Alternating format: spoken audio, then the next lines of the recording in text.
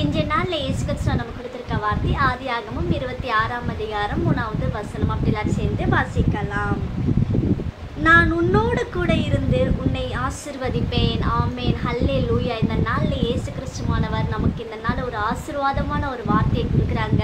ஒரு விசுவாசத்தின் ஒரு வார்த்தையை கொடுத்துருக்காங்க. இந்த நாளில் ஒரு வாக்குத்தத்தமான ஒரு வார்த்தையை கொடுத்துருக்காங்க. நம்மளை ஆசீர்வதிப்பேன்னு சொல்லியிருக்காங்க. ஆமேன், ஹல்லேலூயா. இந்த நாளில் நமக்குள்ள நிறைய பேருக்குள்ள ஒரு கேள்வி இருக்குது. எனக்கு எப்போ இந்த ஆசீர்வாதம் வரும்? எனக்கு எப்போ இந்த பலவீனம் மாறும்? எனக்கு எப்போ இந்த காரியத்திலேருந்து ஒரு விடுதலை கிடைக்கும்? எப்போ என் சிறையிருப்புலேருந்து ஒரு விடுதலை கிடைக்கும்? எப்போ எனக்குன்ற ஒரு ஆசீர்வாதம் என்னை சேரும்னு சொல்லி இந்த நாளில் நிறைய கேள்வியோட, நிறைய ஒரு பயத்தோட, இந்த நாளில் நம்ம நிறைய நேரத்தில் எனக்கு ஏசப்பா என்னதான் செஞ்சுருக்காங்க, எனக்குன்னு ஒரு ஆசீர்வாதத்தை அவர் கொடுக்கவே மாட்டார் அப்படின்னு சொல்லி ஏசப்பா நம்ம தூஷிக்கிற காரியங்களாக இருக்கட்டும், நிறைய ஒரு காரியங்கள் நம்ம இந்த நாளில் செஞ்சு கொண்டு இருக்கிறோம். ஏசப்பா சொல்கிறாங்க, நான் உன்னை ஆசீர்வதிப்பேன். ஆமேன், ஹல்லேலூயா. இந்த இயேசு கிறிஸ்துவானவர் நம்மளை ஆசீர்வதிக்க சித்தமுள்ள தேவனாக இருக்கிறாங்க. ஆனால் இந்த நாளில் நம்ம சோதித்து பார்க்கணும். அந்த ஆசீர்வாதத்தை பெற்றுக்கொள்ள முடியாதபடி நம்ம எந்த இடத்துல ஒரு குறைபாடாக உள்ளவர்களாக இருக்கிறோம்னு சொல்லி இந்த நாளில் நம்மளை சோதித்து பார்க்கணும். ஆமேன், ஹல்லேலூயா. ஏசப்பா ஆசீர்வதிப்பேன்னு சொல்லிட்டாங்க. ஏன் அந்த ஆசீர்வாதத்தை என்னால் சுதந்திரித்து கொள்ள முடியல?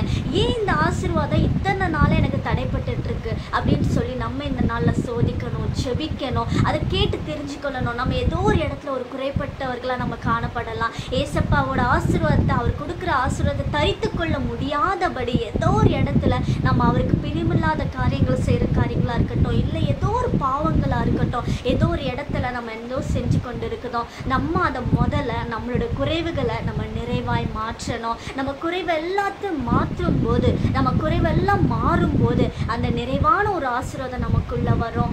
ஆமேன், ஹல்லேலூயா. குறைவானது ஒளிந்து போகும்போது நிறைவானது நமக்கு நிச்சயமா வரும். ஆமேன், ஹல்லேலூயா. அந்த நாளில் நம்மளே ஒவ்வொரு நாளும் நம்ம சோதித்து பார்க்கணும். ஜெபிங்க, நான் எதில் ஏசப்பா குறைப்பட்டவராக இருக்கிறேன், நம்ம ஜெபித்து அந்த குறைபாடுலேருந்து நம்ம மீண்டு வரணும். ஆமேன், ஹல்லேலூயா. இந்த நாளில் ஏசப்பா வாக்கு பண்ணிட்டாங்க, நான் உன்னை ஆசீர்வதிப்பேன். நிச்சயமாக ஆசீர்வதிப்பாங்க.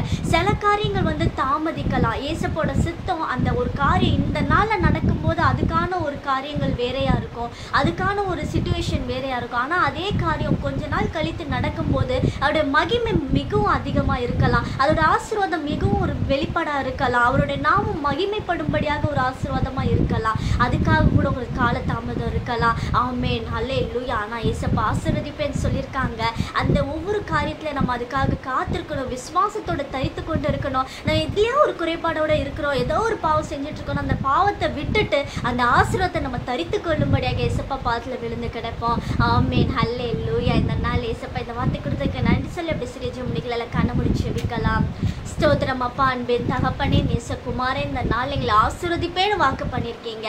ஆமேன் ஜாடி. அப்பா, கர்த்தரை நம்புகிறவனும் செழிப்பான்னு சொல்லியிருக்கீங்க. உண்மை நம்பும் போது நாங்கள் செழிக்கும்படியாக, ஆசீர்வதிக்கப்படும்படியாக அப்பா எங்களை ஆண்டவரே நீங்கள் ஒரு மேன்மத்துவத்தில் வைத்திருப்பதற்காக ஸ்தோத்திரம், எங்கள் மேலே அன்பு வைத்திருப்பதற்காக ஸ்தோத்திரம். அப்பா தகப்பன், நாங்கள் ஏதாவது ஒரு காரியத்தில் குறைபாடு உள்ளவர்களாக இருக்கும்போது எங்கள் பாவங்கள் எல்லாவற்றையும் நீ தயவாய் மன்னிங்க, எங்களை பரிசுத்தப்படுத்துங்க, ஆசீர்வதிங்க, எடுத்துக்காது.